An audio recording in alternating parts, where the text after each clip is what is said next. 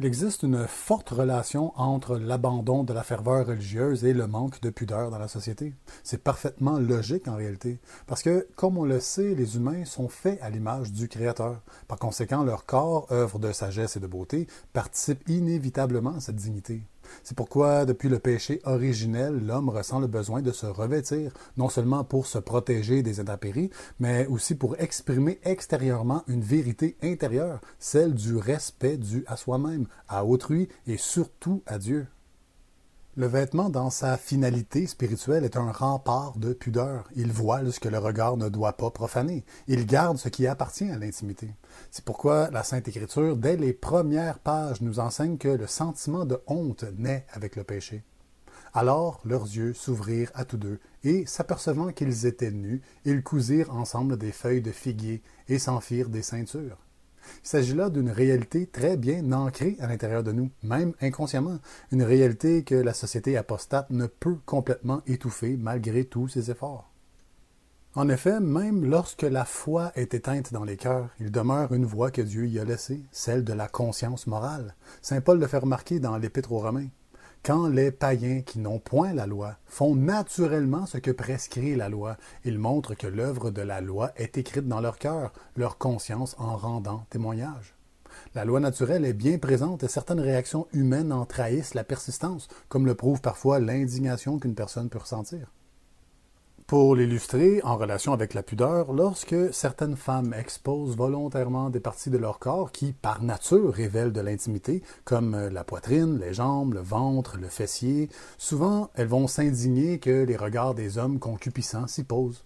Ce faisant, elles manifestent une contradiction importante, parce que d'un côté, elles agissent comme si ces parties du corps étaient de l'ordre public, et de l'autre, elles exigent qu'on les considère comme privées. Ce paradoxe révèle en effet que, malgré le relativisme ambiant, la conscience naturelle dont saint Paul faisait référence continue de murmurer ce que la loi divine a gravé dans le cœur de l'homme et de la femme. Certaines parties du corps sont destinées à l'intimité conjugale et non à l'exposition publique.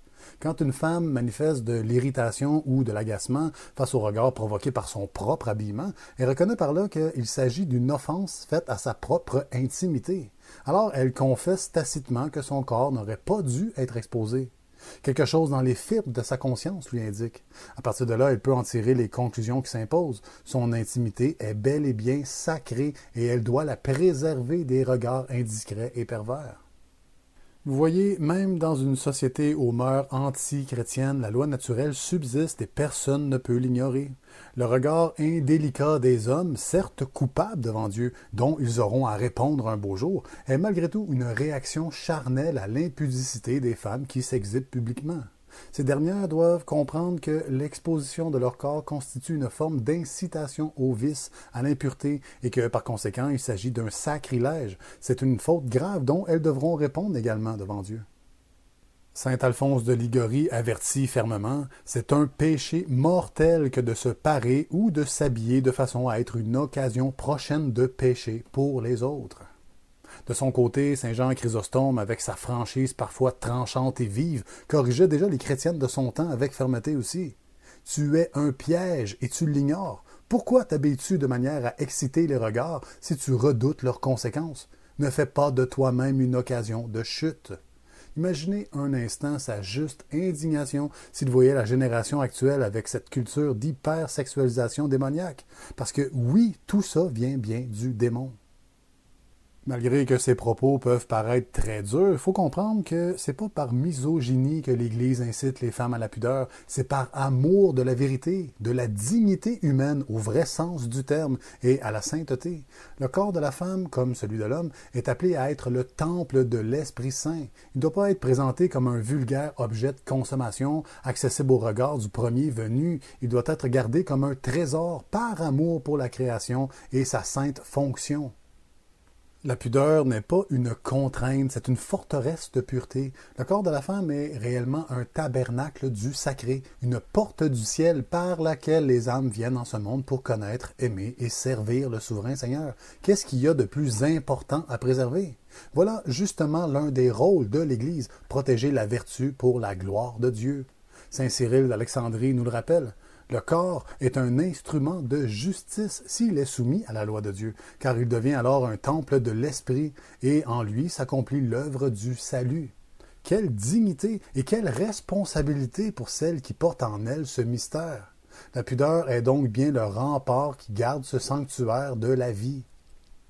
Il est plutôt triste de constater que les femmes d'aujourd'hui ne semblent plus comprendre toute la grandeur de cette vocation.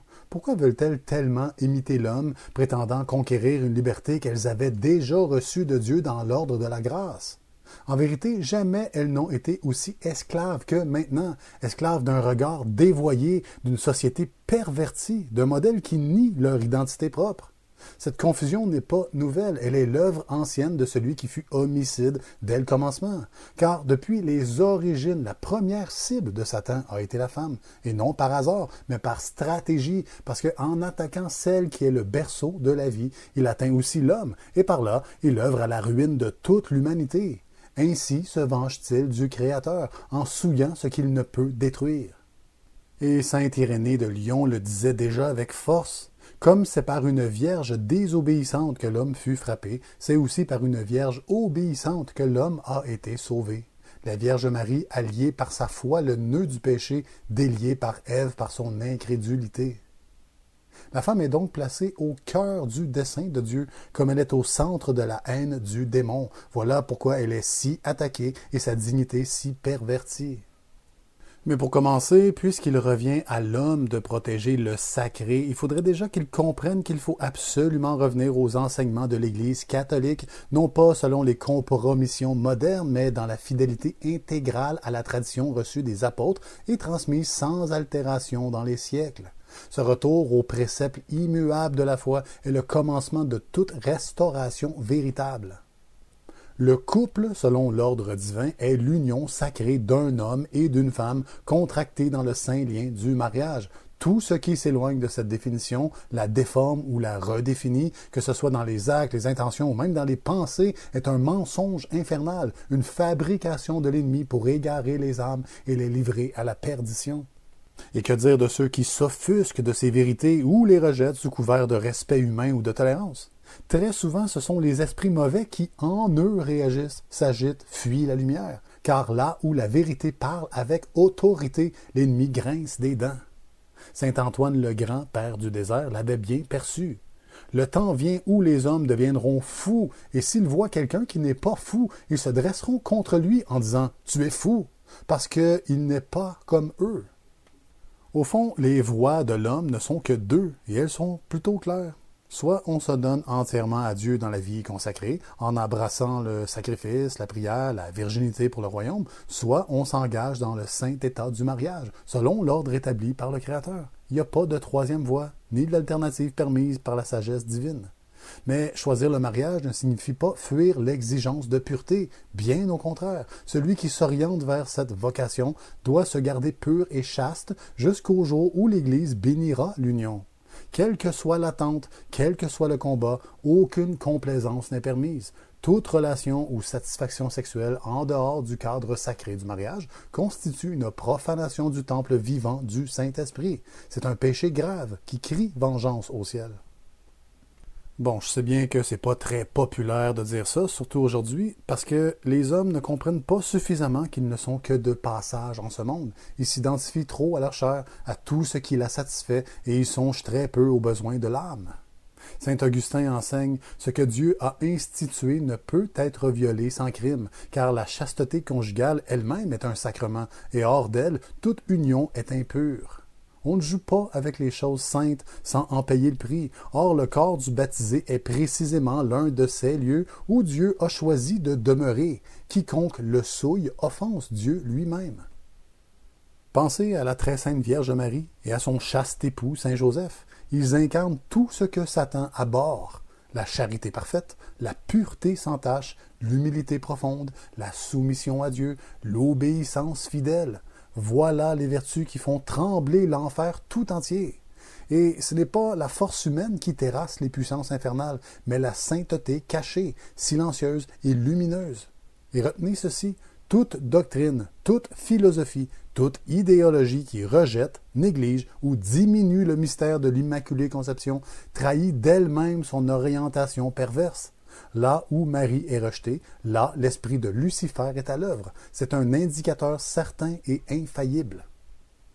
Saint Louis-Marie Grignon de Montfort nous avertit avec clarté. C'est par la très sainte Vierge Marie que Jésus-Christ est venu au monde, et c'est aussi par elle qu'il doit régner dans le monde. Que Dieu vous accorde les grâces nécessaires pour discerner la vérité, embrasser sa volonté et vivre dans la lumière de sa loi. Convertissez-vous pendant qu'il est encore temps. Les ténèbres avancent, mais la lumière de Dieu ne s'éteindra jamais.